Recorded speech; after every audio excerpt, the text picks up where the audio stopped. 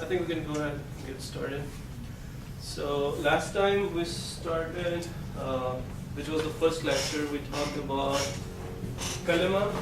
Do you remember what kalima is? A meaningful word. Okay, good. Any meaningful word in a language is called kalima.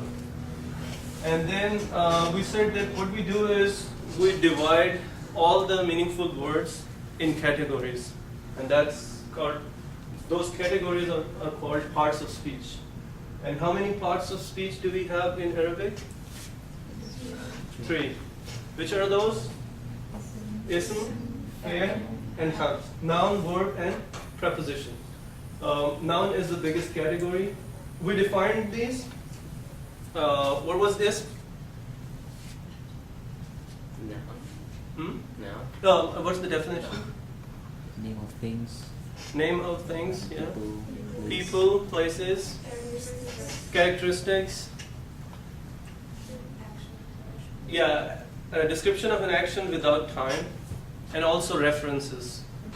Pronouns are also covered in ism, in Arabic noun. And what was fi'l? Verb? It's an action with time associated. Right. Action plus time makes it a verb in Arabic. Without time, it will become ism. And preposition, what is a preposition? Word which needs another word which makes sense. Right. To clarify its meaning, it needs another examples. From, to, on, etc. And then we talked about harakat. What are harakat? Yeah, you could call them vowels or Accent. accents, yeah.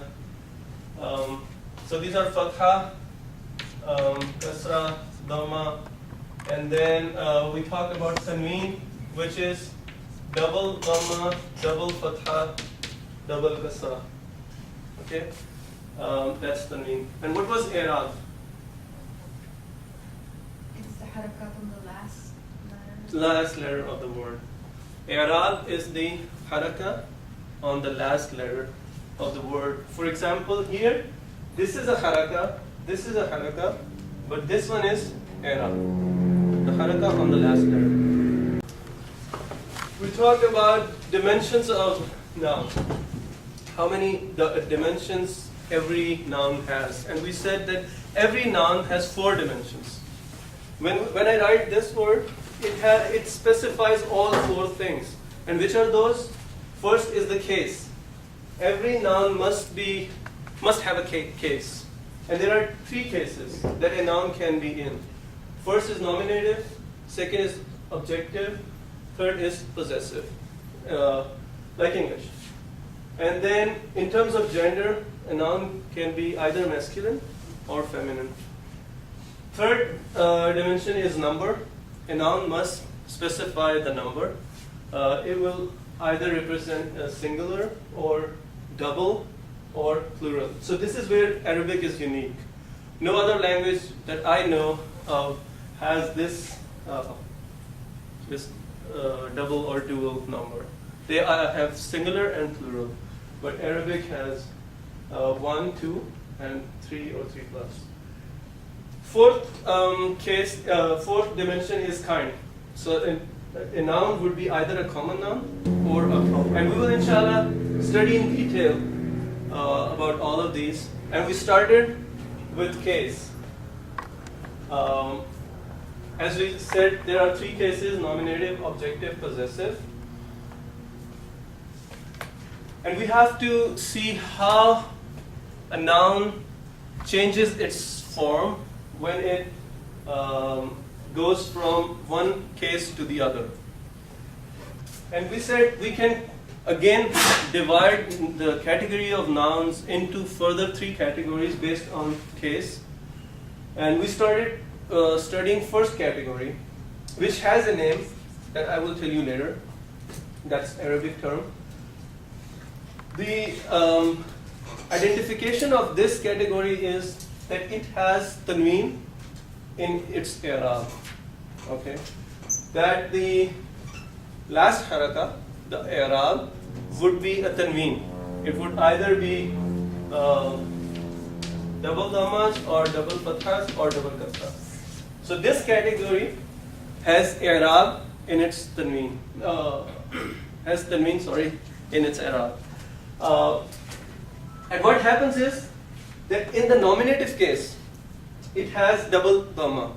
That is the identification of nominative case. And when you have to change it to objective case, what you do is you use two fathas. It remains a tanween, but you change double dhammas to double fathas. And in the possessive case, it becomes double kasras. Okay? Make sense? For example, kitabun. This is in nominative case because it has two dhammas in its i'rab. And when it goes to objective case, it becomes kitaban. Now it has two fathas in its i'rab, and here it becomes kitabin. So by looking at the form, like if, for example, I have this word,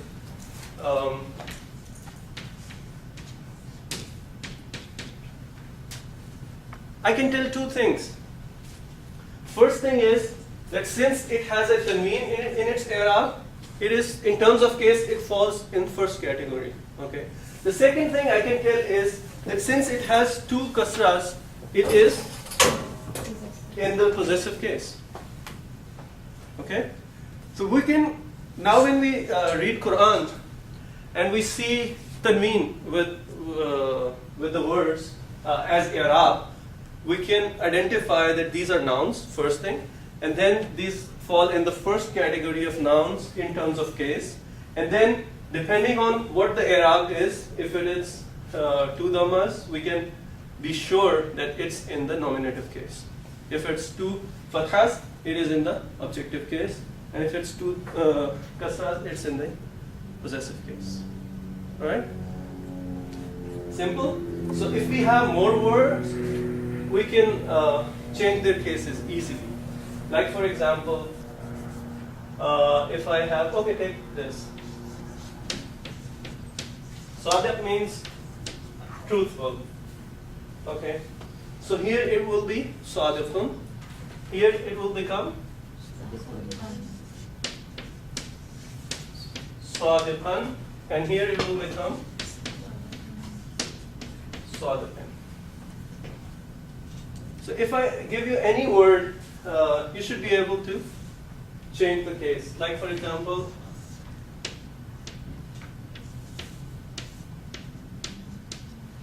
bintun. Bint means girl. So bintun, what will it become?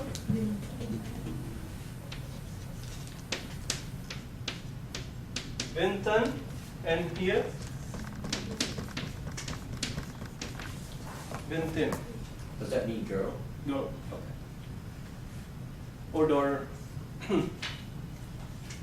So simple. And then we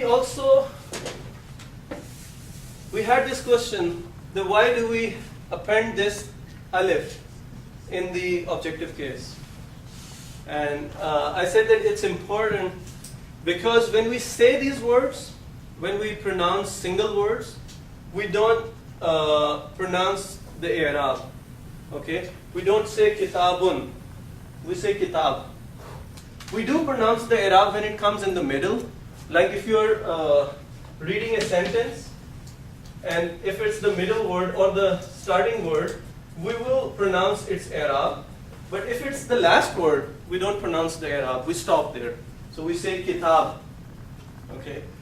But since this changes in case, so inside the class we will still say kitabun, just to make us realize that it has some significance. Okay, because otherwise if you read it as kitab and read it as kitab, you don't know what you're talking about. So for inside the class we'll say the i'rab, even for the single words. And what happens in this case? We append this alif because if it comes at the end, then we drop the i'rab as usual, but we do pronounce the alif. So we will say kitaba. If we stop at this word in a sentence, we will say kitaba. That is why we append this alif. So you can see in all these three examples I have appended an alif. But then we also talked about two exceptions. What were those? Right. First was that if a word ends with ta marbuta, which is a circular ta, we don't append an alif in the objective case. So for example, if it was Jannah, which means garden or heaven. So it's Jannatun. What will it become? Jannatan. But here, oops.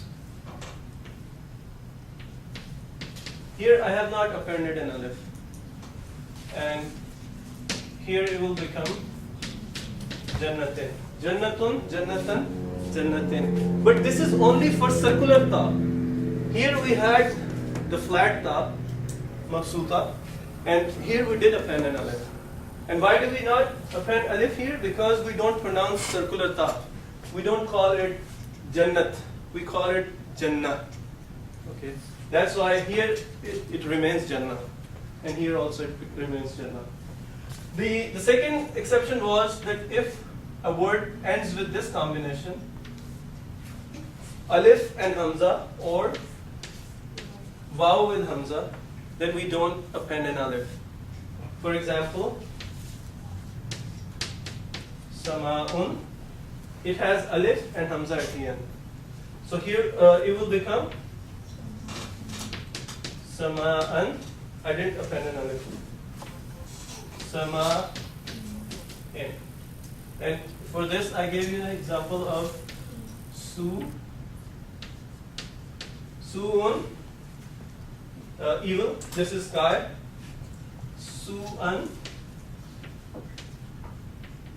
and su'in. So these are two exceptions when we don't add an alif at the end in the objective case. All right. So what were those words? Nafsun. Nafsun. Rijsun. Babun.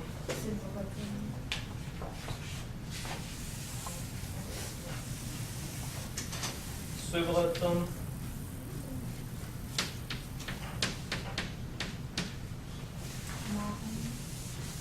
Ma'un.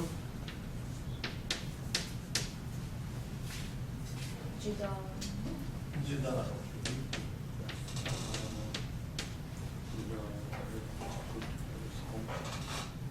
All right. Nafsun. Nafsan. With another. Okay. And here? Nafsin. Nafs means self. Rijzun. Rijzan. With alif or without? With alif. Rijzan. And here? Rijzin. Bab. What does bab mean? Door. Babun here? Babun. With alif. And here? Babin. Babun, baban, babin. You can remember it as un and in formula. Sibghatun, sibghatan, sibghatin. So will there be an alif in the objective case? No. Why? Because it has circular ta. Okay. Ma'un, ma'an, ma'in. Will we have an alif here? No. Why? Because this is that combination, alif with hamza. Ma'un means water, sibghatun means color, jidarun, jidaran, jidarin. Will we append an alif? Yes. Okay, so we could quickly write it. Sibghatan, sibghatin, ma'an, ma'in,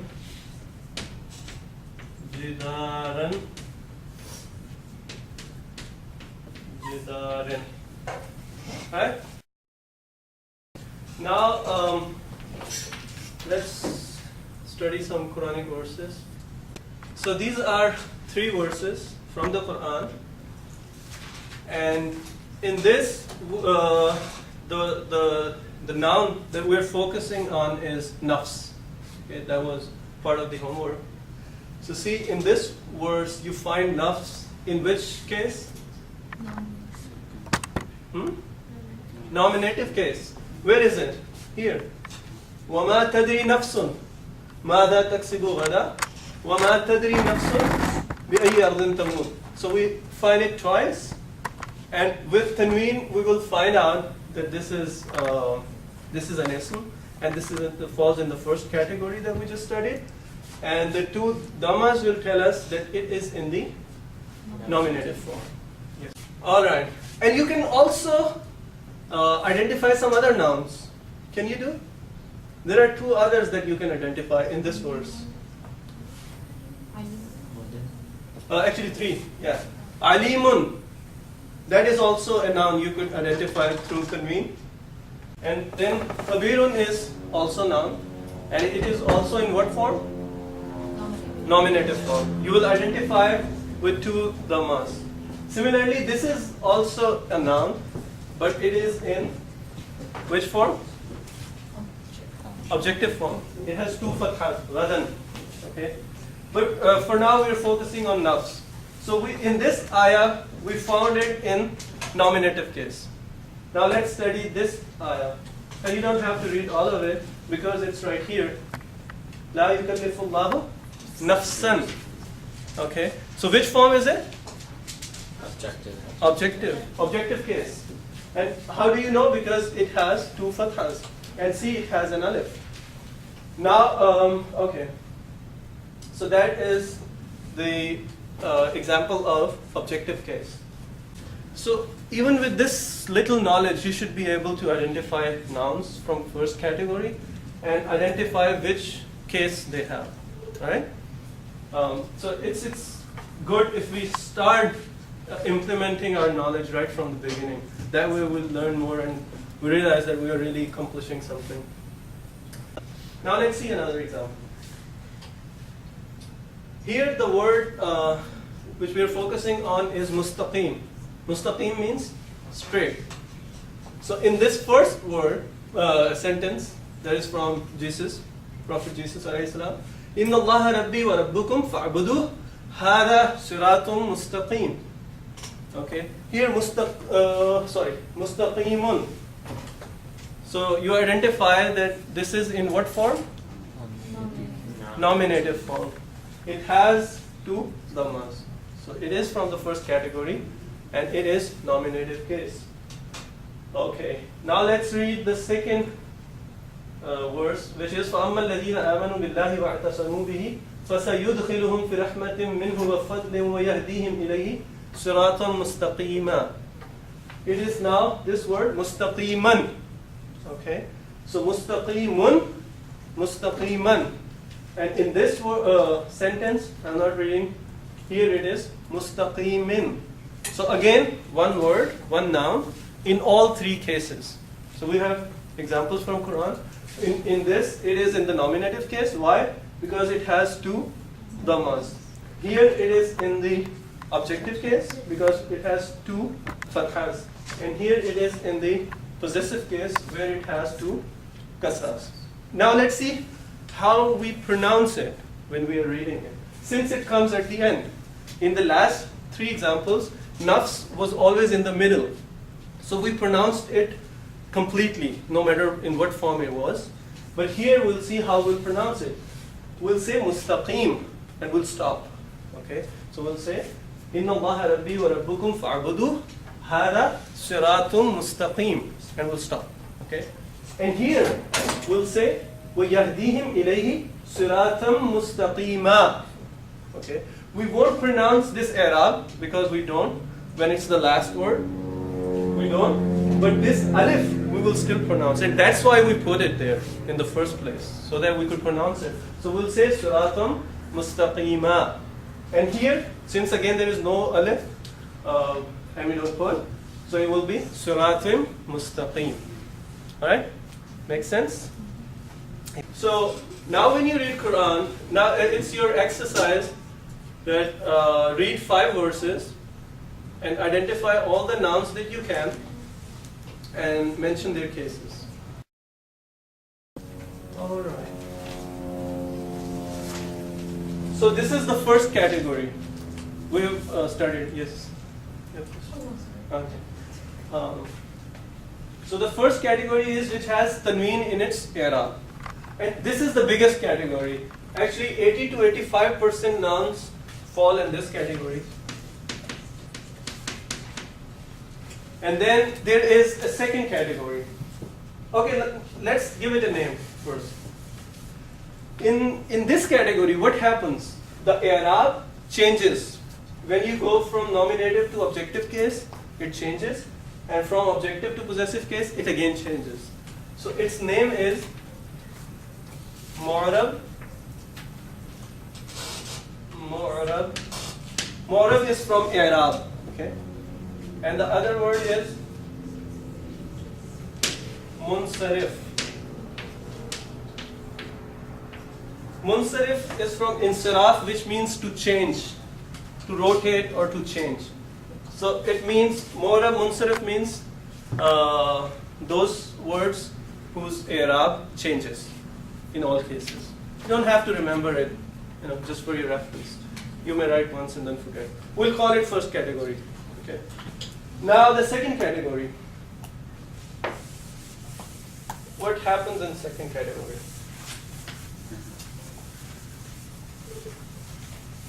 It would have been simple if all nouns had fallen in this category, but that is not the case. So there is another category, and the identification is that they do not have tanween as their i'rab, because otherwise they will become first category. So they do not have. So what is their i'rab?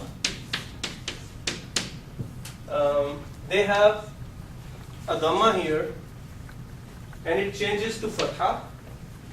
But from objective to possessive case, it does not change. It stays at fatha. Okay. And since its i'rab does not always change, we call it mu'rab ghair munsarif. Just for, again, your reference, you can write once and then forget. Mu'rab ghair munsarif. Because its i'rab, it does change from nominative to objective, but does not always change. Like from objective to possessive, it does not change. Yes. So the possessive also has a fatha? Yeah, that also has a fatha. Example.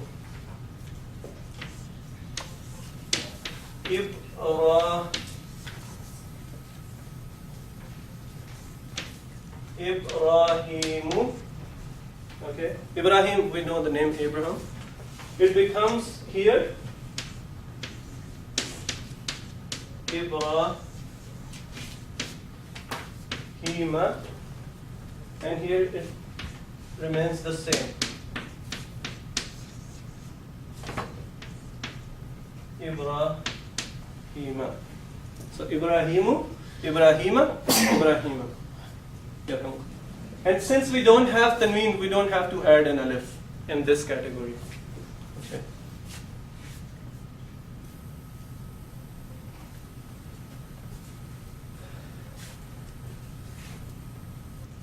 There are other examples. Fatimatu.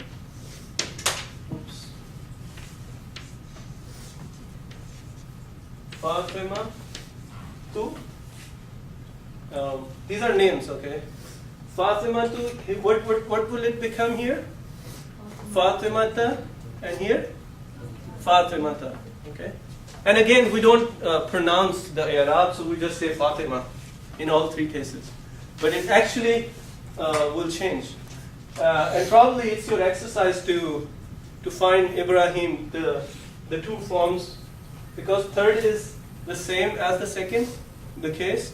So how do you identify which case is it? It depends on the context of the sentence. So when we are studying the rules, then we will know how we figure out if, like for example, if you have this word, how will you identify if it is the objective case or if it is the possessive case? So it depends on the context and the rules, the grammatical rules, which we'll study later, inshallah.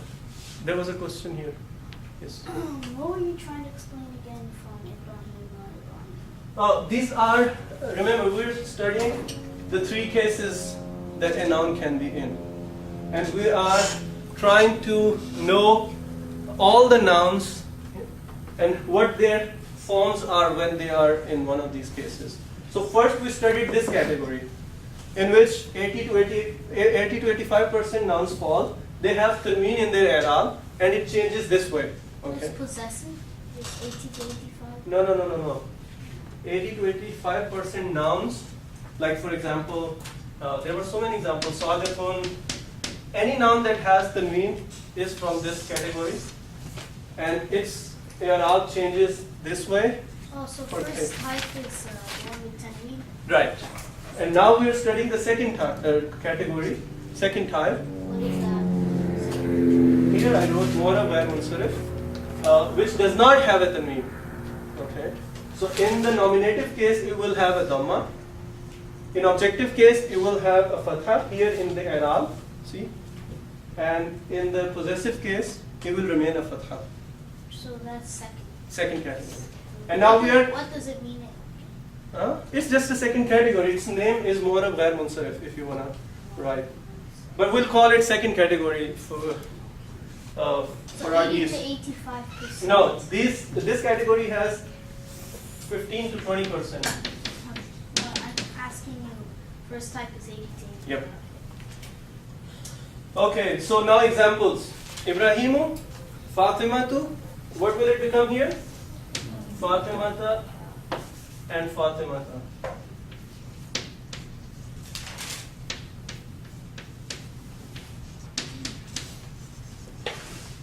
Fatimata. Okay.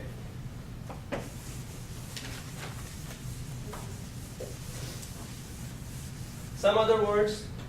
Makkatu.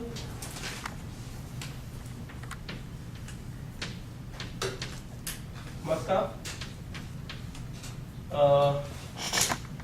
Since it has a single dhamma, you can identify that this is the yes. Like generally, is it that like there are only names in the second category? Yeah, that's a good observation. Not only, but most of the names of countries and cities, yeah, they are, and also the names of people. Some of them, not all of them, but they are generally in this category. But again, you could identify through that if there is no tanween, then probably it's this category. So it will become here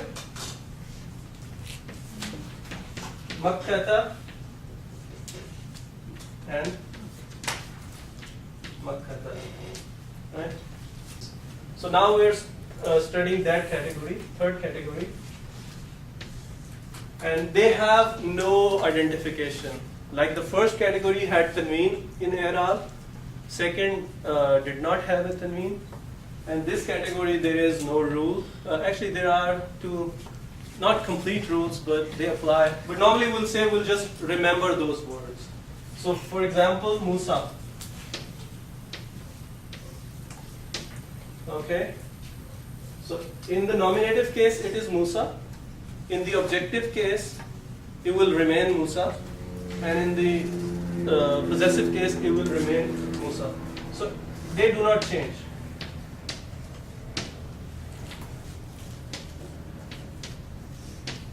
Similarly, Isa. So you could say that this pattern usually falls in this category, like Soghra, Kubra, Uzma, Husna. These all would be from this category. Yeah. Because of Al-Maksura? Yeah, Alif Maksura. This pattern is called Alif Maksura. So words with alif maqsura are in this third category. Other examples, hada. Hada means this for a masculine. Hada, hada, hada. In three forms it will remain hada. And there are other words. You will have to remember those, yes. Third type is so just making sure there's no identification. Yeah, this is one identification. That if a word has this pattern at the end, and this pattern is also called alif maqsura, if you want to remember. So if you have this pattern at the end, then these words fall in this category. Other examples I gave you, Isa, that also has same pattern. Uzma, same pattern. Kubra, same pattern. So they all fall in this category. But there are other words too, like hada, tilka, and others that you will have to remember. So, and the Arabic name for this category is mabni, if you want to write. But we will call it third category. And this covers all the nouns in terms of their case. Okay? So most of them fall in the first category, which have tanween at the end in the i'rab, and how it changes from double dhamma in nominative case to double fathas in objective case to double kasras in possessive case, un and in. That's the first category. Most of the nouns, 80 to 85%, fall in this category. And here the i'rab changes in all situations. We call it mu'rab munsarif, if you will. The second category is this, which does not have tanween in its i'rab. So what do we have? We have a dhamma in nominative case. It changes to fatha in objective, but does not change afterwards. In possessive, it remains fatha. And mostly this category has names, but there are other words too. So Ibrahimu, Ibrahima, Ibrahima. And since we don't have tanween, we don't append alif in this case. And the third category, which is very small, 1% or probably less, is the simplest of all, such that the word does not change. In all cases, it remains the same. But the only identification that I know of is this, that comes at the end of the word. But there are many other words, which fall in this category, and we will have to remember them in terms of case. Here are some words that now you have to change their case, because now you know how you do that.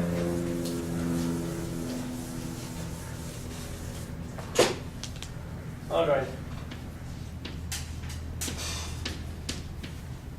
Muhammadun. So this completes our study of nouns in terms of case. Now all the nouns will fall in one of these three categories, and you should know what to do with them if you want to change their case. And now you can read the Quran and identify these nouns, and also identify which case they are in. Okay. Now next we move on to the second dimension of the noun, which is what? Gender of the noun. Okay. Now, in Arabic, every word, every noun must have a gender. It must be either masculine or feminine. Not like English, where there is an it also. Okay, he, she, it, right? But in Arabic there is no such thing. So whether this particular thing that you are referring to has sex or not, has a gender or not, real gender, we will still either call it masculine or feminine. And it is like that in some other languages, like Urdu I know, and also Farsi. Okay, so there is no it in English, either masculine or feminine. There is no particular, there are no particular rules to identify masculine, but there are some identifications for feminine. So what we do is, if we can know about a noun that it is feminine, that's fine. If we cannot, we'll call it masculine. Okay. So that is the default gender, unless we know that it is feminine. Like the default case is nominative, unless there is a reason to change it to objective or possessive. Okay. So as I said, there is no identification for masculine. Let's see the types of feminine gender.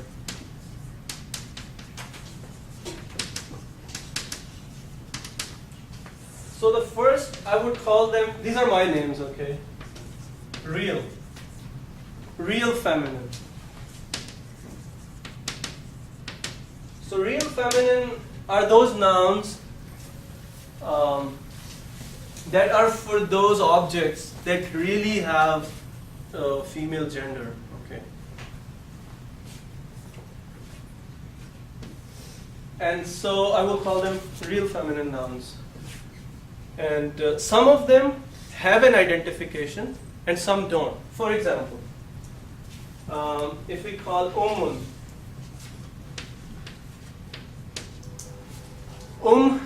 or Ummun, it means mother.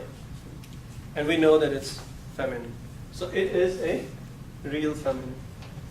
Other words, and for them, there will be a corresponding real masculine as well. Like Ummun, and there will be Abun, father.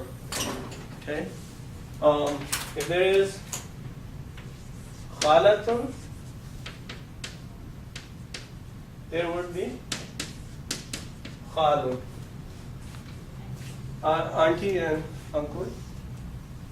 Maternal auntie and maternal uncle actually. And then Ukhtun.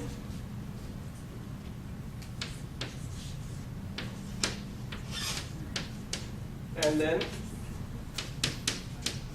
Akhun. Ukhtun is sister and Akhun is brother. So these are real feminines, these. Ukhtun, Ummun, Khalatun. Okay. And as I said, some of them don't have any identification except that we know their meaning and we know that they are real. But some do have identification. Okay, which I'll be talking next. The second type is of guest. Those nouns which we can guess that they are feminine. Okay. So I'm calling them guest feminine. So how can we identify?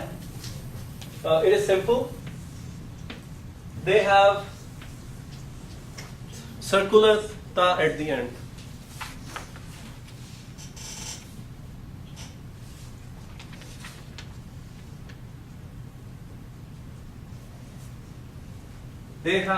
There are three actually, three identifications.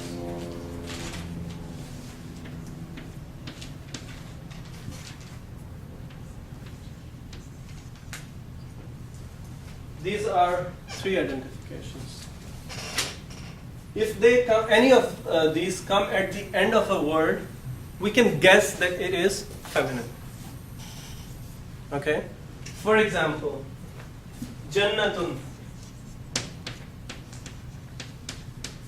Let's talk first about circular ta. So Jannatun, it has circular ta at the end. Now garden does not have a real gender, okay?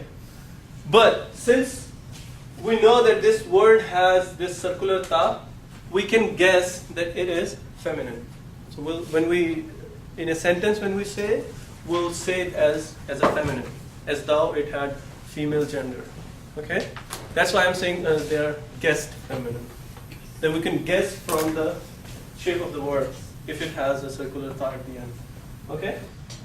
There are other examples. For example, from here, ayatun would be a feminine word. Sayyatun would be. Shawatun would be. Oh, I erased it. Shawatun. These all are. Salatun. These all are feminine words because we can guess them. However, as like anything, there are exceptions. So let me tell you about 2 exceptions. You must have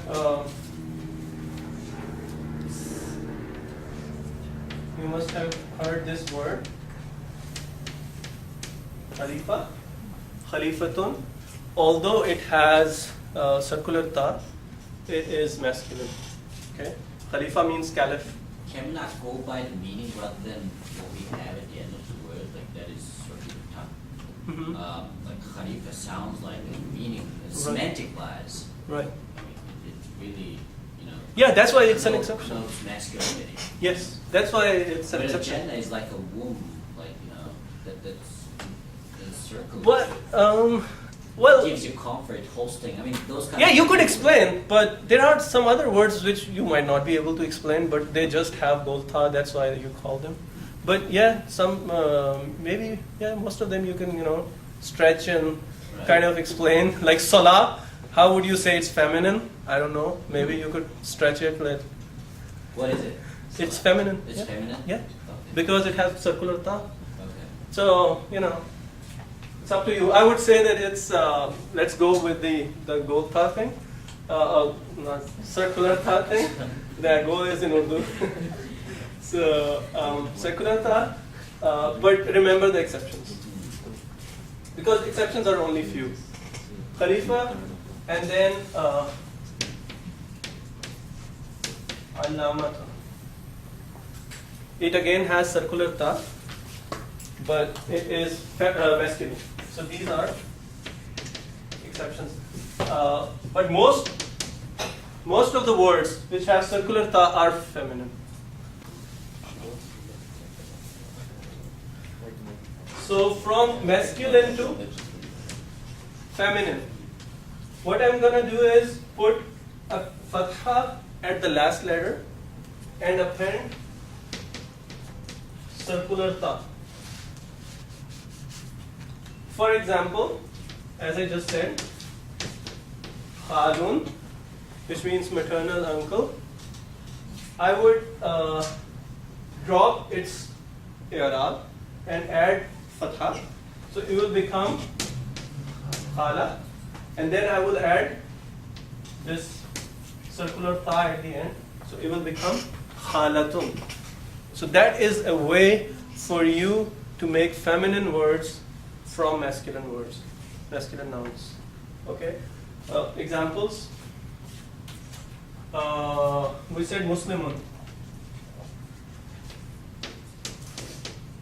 So how can you make a feminine word from it? Muslimatun. Yes. Rest everything will stay the same. We'll just put fatha on the last letter and add a circular ta. So it will become Muslimatun. So that is a very basic rule to make any feminine noun from a masculine noun. Way to guess a feminine word. And that is also a way to make masculine nouns, to transform them into feminine nouns. The other combination is this, and all three of them, they come at the end of the sentence. And this combination also has a name. It is called alif mamduda. Again, you don't have to remember, but if you want to write, you could write. It's called alif mamduda.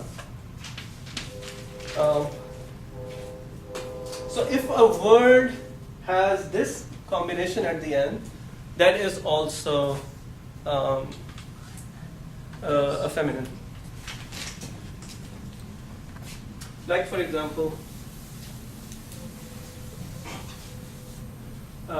here is this word, hamra'u. Okay, it has this combination here, fatha, alif, hamza. So we can guess that this is a feminine word. Okay, hamra'u. And what else can we know about the case? That it is second category. Okay. So now you're like starting to build up, on the previous column. So this is a noun from the second category, is in the nominative form, and is a feminine because of this combination. What does this mean? Hamra'u means red.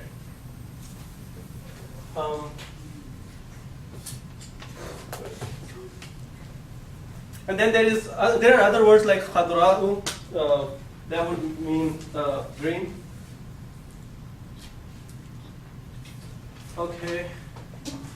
Now this third category, identification. This combination also has a name, which is called alif maqsura. Alif maqsura. And so these words are also like husna, like uzma, kubra, the other examples that I gave before. They all have this combination at the end, so, which tells that they are feminine nouns. So husna would mean very beautiful or very nice. Uzma would mean very like great. And how about kubra? Kubra, bigger. Is feminine. Is feminine. Yeah.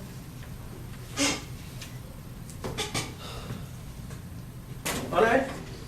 So we saw there are we saw two types of feminine. The first is real feminine, and I said there would be words, so we'll have to remember those, but they will be corresponding to real gender, and some of them will be able to guess, but others will just know. I'm calling them real feminine. The other type is guessed feminine, and we can guess them from the word. Some of them will not correspond to real gender, but some will. Like for example, khala. We can guess that it is a feminine noun, but it also corresponds to real gender. But others won't. We won't be able to, like jannatun, salatun, shawatun, sayyatun, and so on. The other, and also this is a way to make feminine nouns from real masculine nouns. For example, sadiqun, sadiqatun, kafirun, kafiratun, zalimun, zalimatun, mushrikun, mushrikatun. The second way to identify a feminine noun is this combination. Fatha on last letter, alif and hamza. It is called alif mamduda, and where it comes, we can identify that noun as a feminine noun. The third is alif maqsura, which is this fatha, standing fatha and ya, and it also, we can identify these words as feminine.